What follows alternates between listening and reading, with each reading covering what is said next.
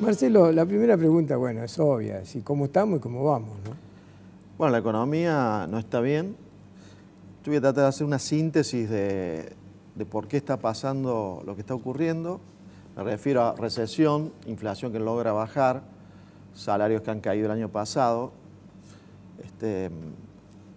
problemas quizás este año en materia cambiaria al ser un año electoral.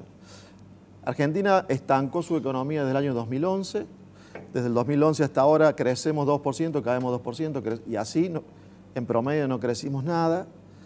Eso se debió en su momento a que había un exceso de gasto público y privado que llevaba a que empezó a haber déficit comercial, empezamos a importar más de lo que exportábamos, porque en materia de energía perdimos el autoabastecimiento entre el 2011 y el 2014, porque en materia fiscal también entramos en un gran déficit, porque en turismo también teníamos un gran déficit entre el dinero que gastábamos afuera y el que gastaban los extranjeros en Argentina.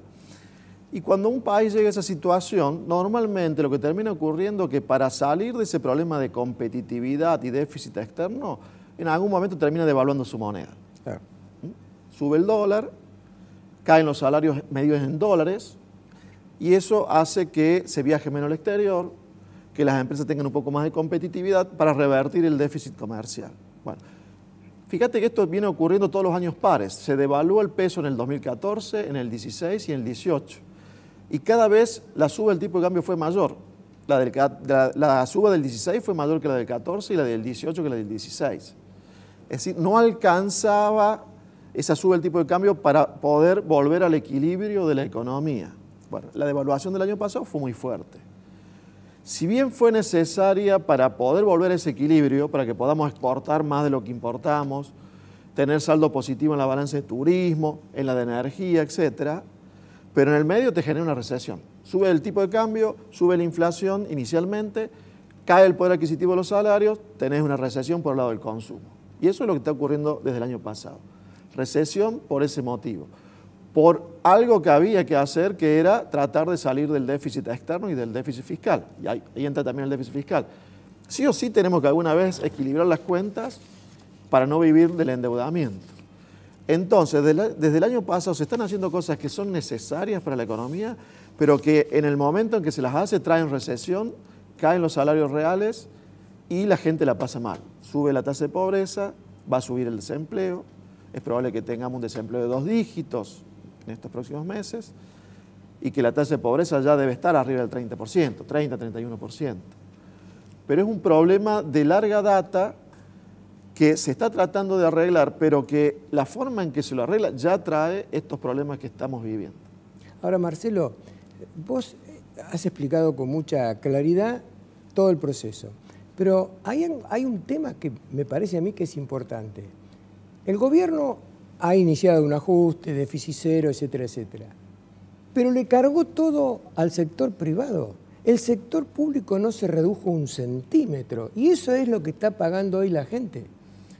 Bueno, sí, vos te refieres a que el ajuste del gasto público está viniendo por el lado de las tarifas. Es decir, el gobierno, ¿cómo está bajando en gran medida el gasto público? Sobre todo hasta el año pasado, gastando menos en subsidios, pero lo que implica subir la tarifa de electricidad, de gas, transporte, etc. Por eso es como un ajuste que lo hace el sector privado. Los privados pagamos más altas las tarifas netas y no se está tocando mucho en la estructura del Estado. Este año, desde el año pasado también ha caído el salario real en el sector público y hay menos obra pública. El ajuste también vino por esas dos variables. Ahora, el problema de fondo en el Estado es que en estos últimos años, 2011, 2015, creció mucho el gasto en jubilaciones y el gasto en personal del sector público, además de los subsidios. Yo te voy a hacer una comparación. Argentina gasta 14% del Producto Bruto Interno, o sea, de la producción de un año, 14% se usa para pagar salarios del sector público, o sea, empleados públicos. Un disparate.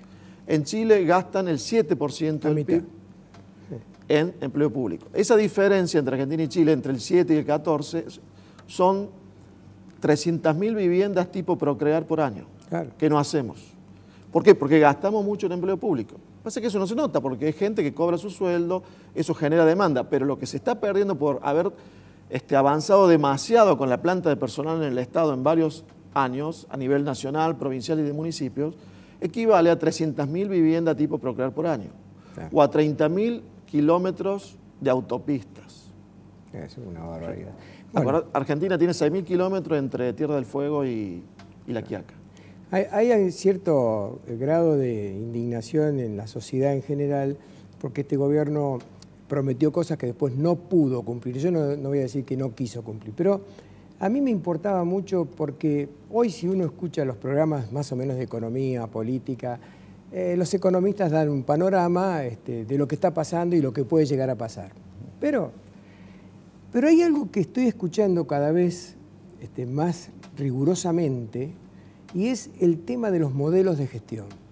Esto es que si uno analiza, yo estoy repitiendo lo que le escucho a algunos economistas más de tendencia liberal que socialista, que si uno analiza los 30, 40 países hoy que están a la cabeza del PBI mundial, no son países de gestión socialista, de izquierda, no hay pensamiento utópico, hay libertad para comerciar, hay libertad para todo. Entonces, pareciera que cuando se les da libertad, producen mucho más, ganan todos, porque en una comercialización entre uno que vende y otro que compra, no tiene por qué ganar uno solo y el otro no ganar.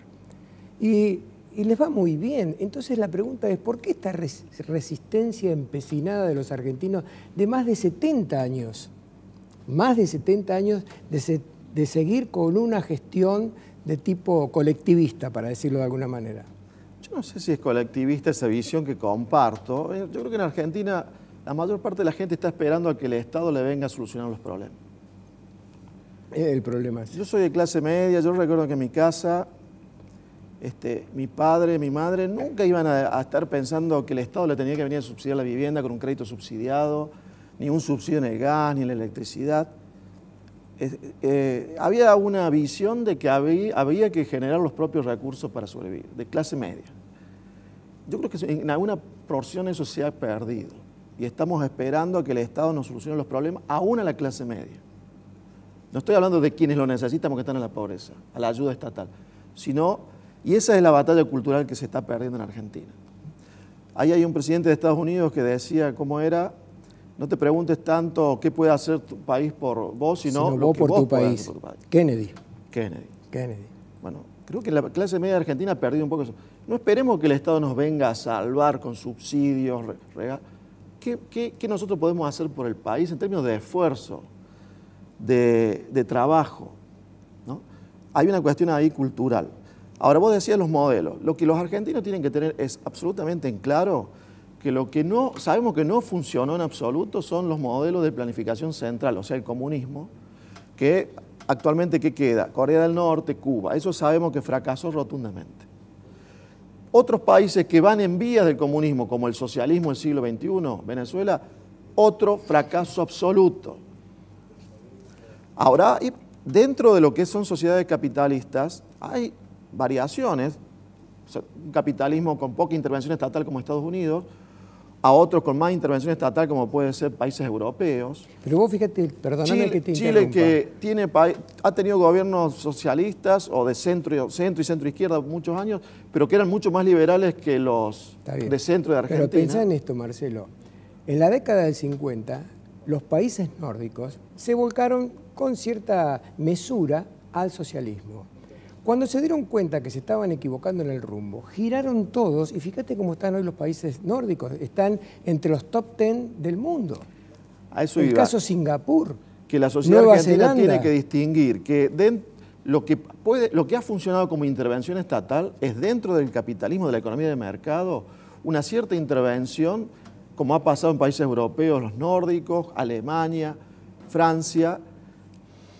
Países de Sudamérica, como decía recién Chile o Uruguay, que han tenido o tienen gobiernos de tinte de centro-izquierda, socialistas en términos de socialismo de mercado, que no les ha ido mal.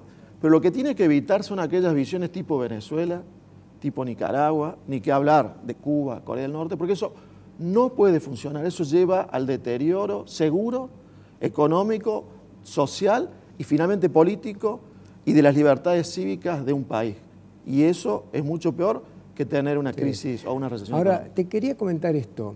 En Argentina pareciera que no solamente la clase política está adoctrinada hacia la izquierda, la sociedad entera, yo creo que el 75% de la sociedad argentina está como pensaba Mussolini, todo a través del Estado, fuera del Estado nada, decía Mussolini. Y está en esa concepción, donde una persona como yo, que yo me siento y soy liberal, abro la boca, me tiran con todo, porque la sociedad está pensando en otro modelo, ha sido adoctrinada por más de 70 años en otro modelo. Sí, no se entiende bien un concepto que en la economía es básico, que se llama costo de oportunidad, que es qué dejas de hacer cuando haces algo. O sea, porque siempre vamos a encontrar un buen motivo por el cual el Estado puede gastar en algo. Si vos le preguntás a la gente, ¿está bien que, por ejemplo, haya un hospital más? Por supuesto, el 99% te va a decir sí. Ahora, si le decís, bueno, te vamos a aumentar el impuesto inmobiliario para que paguemos ese hospital, ya capaz que lo piensen dos veces. Es decir, hay un costo de los recursos y eso no es internalizado por el ciudadano promedio de Argentina. Entonces, que en lo que gasta el Estado se tiene que justificar. O sea, no tiene que haber más empleados de lo que le hace falta. Por más que alguien diga, bueno, pero esa gente que, aunque no tenga trabajo en el Estado, pero gana un sueldo y con eso vive. Está bien, pero hay privados que están pagando impuestos para pagar esos sueldos que no hacen falta en el Estado, y ese privado después tiene problemas para pagar esos impuestos altos, para pagar a un Estado que tiene improductividad en muchos de sus aspectos, en muchas de sus tareas. Entonces hay que entender que todos los recursos cuestan, que si el Estado gasta en algo, se está sacando del sector privado, y el sector privado lo suele gastar bien, es decir, lo saca de alguna actividad donde es productivo, porque si un privado no es productivo, si no es eficiente, se funde. Se funde, claro. Es fácil. Para pasarlo a otro actor que es el Estado, que no se funde, porque le saca la plata en forma coercitiva a la gente. Entonces, el ciudadano promedio de Argentina me parece que no entiende ese concepto del costo de oportunidad de los recursos que usa el Estado y en general.